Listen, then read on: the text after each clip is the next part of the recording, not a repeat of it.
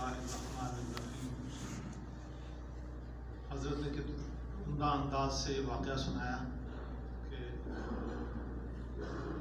ایمان تازہ ہو گیا اس سے، اور جیسا کہ آپ حضرات کو علم ہے کہ جماعت ہمارے شیخ مکرم کے ہمراہ مدینہ منورہ میں سب موجود ہے، اور جیسے اطلاعات ملی ہیں کہ حضرت نے بے شمار ساتھیوں کو روحانی بیعت اور منافع رسول سے نوازا ہے۔ اس کے ساتھ ہی انہوں نے ایک حضرت شاہ صاحب مدد اللہ خط بھی بھیجا ہے جس میں مدینہ منورہ میں زیارت کے آداب درج ہیں۔ تو جن لوگوں نے پڑھا ہے وہ تو ہے، جو اگر نہیں پڑھ سکے تو میں اس کو تھوڑا سا اللہ تعالیٰ نصیب کرے جب جانا ہو تو یہی آداب ذہن میں رکھے لے لیں، سینڈ کر دیں گے موبائل پہ عمران صاحب کو۔ حضرت شاہ صاحب رحمۃ اللہ علیہ کی بے مثل تحریر جس میں روزہ اطہر کی زیارت کے آداب بیان فرمائے گئے۔ مولا صلی وسلم دائما ابدا علی حبیبک خیر خلق کلہم، تو فرمودی ربتھا گرفتم وگرنہ جز تمہارا منزلت نیست۔ اے میرے محبوب صلی اللہ علیہ وسلم، آپ نے فرمایا تو ہم بتا گئے، ورنہ ہماری منزل تو مدینہ روضہ رسول صلی اللہ علیہ وسلم ہی ہے۔ جیسے جیسے مدینہ کی بستی، کھجور کے درخت، عمارتیں نظر آتی جائیں، درود شریف کثرت سے پڑھیں۔ مدینہ منورہ کی فضا اور اس کے مقامات کی عظمت اور اس کے برد و نواح کی محبت اور علو شان کا دھیان کریں۔ مدینہ کی بستی سید البشر صلی اللہ علیہ وسلم کے جسم اطہر سے معطر ہے۔ یا رسول اللہ صلی اللہ علیہ وسلم، سب سے افضل ترین ہستی کہ جن کے جسد خاکی کو زمین میں دفن کیا گیا، جن کی خوشبو سے میدان اور ٹیلے بھی مہک اٹھے، میری جان اس قبر مبارک پہ قربان ہو جس میں آپ محو استراحت ہیں، اور اس قبر میں وہ ہستی آرام فرما ہے جس میں پارسائی، جود و سخا اور کرم ہے۔ یہاں فضیلتوں کے مقامات ہیں، معجزات اور دلائل نبوت کے شاہد ہیں، لہذا چاہیے اس کی تعظیم اور تکریم سے، اس کے جلال و محبت سے دل سرشار ہو جائے، گویا کہ وہ حقیقتاً حضرت صلی اللہ علیہ وسلم کی زیارت سے متشرف ہو رہا ہے اور مشاہدہ کر رہا ہے کہ آپ صلی اللہ علیہ وسلم اس کے کلام کو سنتے ہیں اور سخت مصائب و تکالیف میں کام آتے ہیں۔ اس سارے قیام و سفر میں درود و سلام پڑھتا رہتا کہ حضور صلی اللہ علیہ وسلم سے انسیت بڑھے۔ یہاں پر کوئی سانس بھی غفلت اور بے توجہی سے نہ لے، کیونکہ یہ بارگاہ ادب ہے۔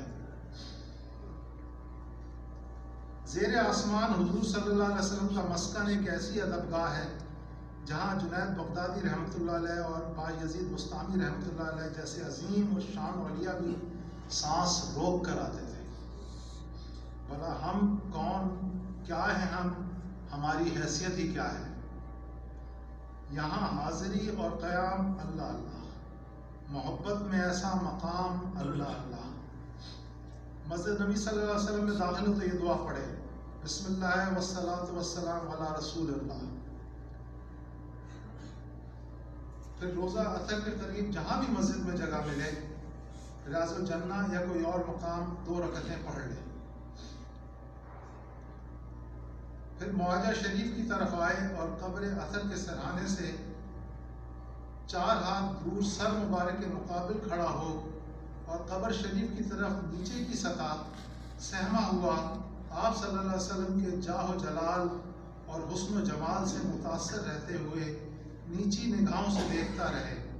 اس کے بعد کچھ اس طرح سلام پیش کرے، السلام علیکم یا رسول اللہ، السلام علیکم یا نبی اللہ، السلام علیکم یا خیر خلق اللہ، السلام علیکم یا حبیب اللہ، السلام علیکم یا سید المرسلین، السلام علیکم یا خاتم النبیین، السلام علیکم یا رحمت للعالمین، السلام علیکم وعلی اہل بیتک الطاہرین، السلام علیکم علی ازواجک و طاہرات امہات المومنین، السلام علیکہ علی اصحابک اجمعین، السلام علیکہ علی صاحب الانبیاء والمرسلین وصاحب عباد اللہ الصالحین، جزا اللہ عنا یا رسول اللہ، وصلی علیکہ فی الاولین وصلی علیکہ فی الآخرین، افضل و اکمل و اطیب ما صلی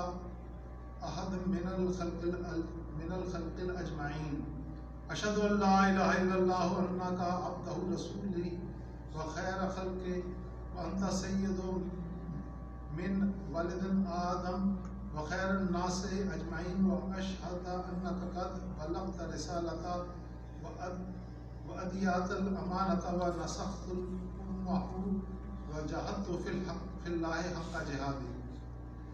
اس طرح سے سلام پیش کرنے کے بعد اپنے لیے اور جملہ مومنین اور مومنات کے لیے دعا کریں۔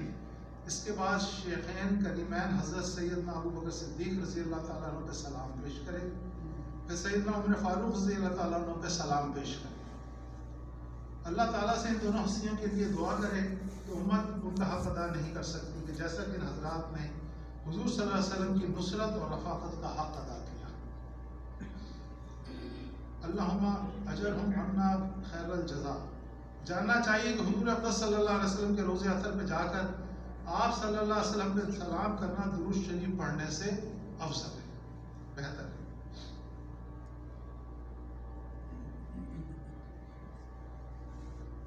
یہ چند ٹکڑے علامہ سخاوی رحمۃ اللہ علیہ کی کتاب القول بدیع فی صلاۃ علی حبیب شفیع صلی اللہ علیہ وسلم سے لکھے گئے ہیں۔ اس میں کہیں کہیں اس فقیر راقب کے کچھ ناقصات بھی شامل ہیں، شاید لکڑی کے ساتھ لوہا بھی تر جائے۔ مسجد میں جہاں بھی جگہ مل جائے پڑھ لینا۔ بحضور قلب و استقصار روح بکلمات قیوم صلی اللہ علیہ وآلہ والصلوات والاولین، جیسا کہ مراقبے میں معمول سلسلہ عالیہ، سلسلہ نقشبندیہ، ویسیہ، مشائخ بھی پڑھتے رہنا اور اس ربط روحانی اور معنوی پہ بھی عمل کرنا۔ سہو اور بھول چوک کے لیے تہہ دل سے معافی کا خواستگار ہو۔ اس پیغام کی غیر معمولی اہمیت کے پیش نظر گزشتہ کئی دن سے بار بار سن کر لکھا ہے تاکہ ہمارے زائرین بہن بھائی بر وقت مستفید ہوں۔ دعاؤں کا طلبگار، والسلام۔ زاہد صاحب کی طرف سے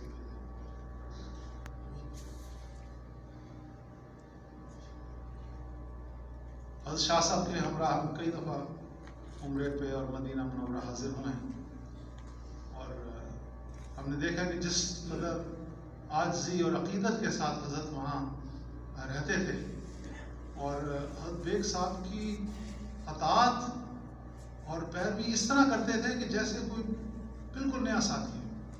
اگر کبھی حضرت بیگ صاحب فرماتے تھے کہ جلدی چلیں تو حضرت شاہ صاحب کوشش کرتے تھے بھاگنے کی۔ تو حضرت شاہ صاحب کی عمر حضرت بیگ صاحب سے کافی زیادہ تھی، تو ہم نے ایسے ہی دبے لفظوں میں پوچھا تو حضرت شاہ صاحب نے فرمایا کہ جتنا فائدہ مجھے حضرت بیگ صاحب کی اطاعت سے ہوا ہے کسی اور چیز سے۔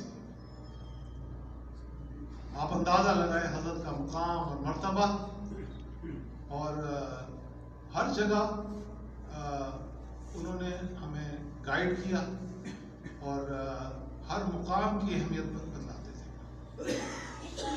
ابھی الحمدللہ جماعت وہاں تشریف فرما ہے اور انوارات و تجلیات وہاں نازل ہو رہے ہیں۔ میں تو یہ دعا کرتا ہوں کہ یا اللہ اس جماعت کو ہر قسم کی رج و بلا سے محفوظ رکھ، اور جو انوارات اور برکات وہاں نازل ہو رہی ہیں اس میں سے ہمیں بھی حصہ عطا فرما، کیونکہ ہم اس جا نہیں سکے اور ہمارے اعمال اس لائق نہیں ہیں، لیکن کچھ بعید نہیں، حضرت اگر ذہن میں یہ سوچ لیں کہ کراچی کی جماعت کو پیش ہونا ہے تو 1 سیکنڈ سے پہلے کراچی کی جماعت پیش ہوگی۔ حضرت سوچ لیں کہ کینیڈا کی جماعت نے پیش ہونا ہے تو کینیڈا کی جماعت پیش ہو جائے گی، اور اگر حضرت یہ سوچ لیں کہ پوری دنیا کی جماعت نے پیش ہونا ہے، صرف سوچ لیں ذہن میں، تو پوری دنیا کی جماعت وہاں پیش ہو جائے گی۔ اللہ تعالیٰ ہمیں استقامت عطا فرمائے۔ کوئی نیا ساتھی تو نہیں جس کے لیے ذکر کا طریقہ بتا دوں؟ ہم نقشبندیہ طریقے سے ذکر کرتے ہیں، ہمارے استادوں نے یہی سکھایا. اس میں بائیں پستان سے 2 انگل نیچے لطیفہ قلب ہے. اس پہ سانس کے ذریعے ضرب لگائی جاتی ہے. سانس اندر جائے تو اللہ، باہر آئے تو ہو.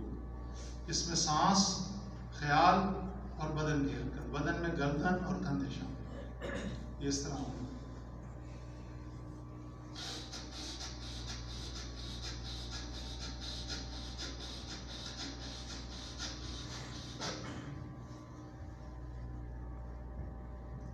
اور ایک دفعہ آپ ذکر کرنا شروع کر دیں تو اس فکر میں نہ پڑیں کہ سانس اندر جاتے ہوئے اللہ ہو رہا ہے اور باہر آتے ہوئے ہو رہا ہے کہ نہیں ہو رہا. آپ یہاں آ گئے،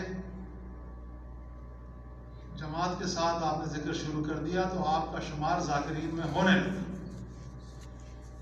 انشاءاللہ تعالی. اور جو انوارات نبی پاک صلی اللہ علیہ وسلم کے سینہ اطہر سے ہمارے شیخ مکرم کے سینے سے ہوتے ہوئے آ رہے ہیں وہ پہنچنے شروع ہو جائیں گے. اور جو کوئی جس قدر محنت کرے گا اس کو اس سے اسی قدر نفع ملے گا. پھر حضرت فرمائیں گے کہ رک جائیں کا مطلب ہے کہ آپ ذکر کا دوسرا حصہ جسے مراقبہ کہتے ہیں وہ شروع ہو گیا. اس میں سانس قدرتی طور پہ لینا ہے، لیکن سانس اندر جائے تو اللہ، باہر آئے تو ہو. اور ذکر کے بعد بھی چلتے پھرتے کوشش کریں کہ یہ مشق جاری رہے. باقی ساتھیوں کے اور اسباق ہیں جو نئے ساتھی ہیں اسی پہ جزاک اللہ.